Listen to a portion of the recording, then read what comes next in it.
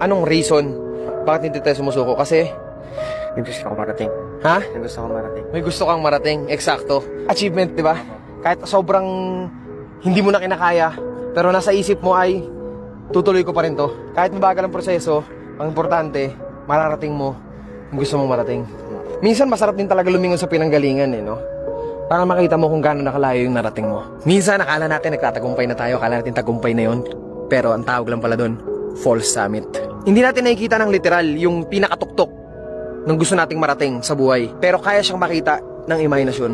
Hanggat meron kang imahinasyon, meron kang misyon. Lagi mong isi-celebrate yung mga achievement mo, maliit man o malaki. Kahit mag-celebrate ka mag-isa, kahit sa isip mo lang, kahit walang handa, sa isip mo lang. Man, thank yourself. Be proud na nagawa mo yung mga bagay-bagay na akala mo imposible.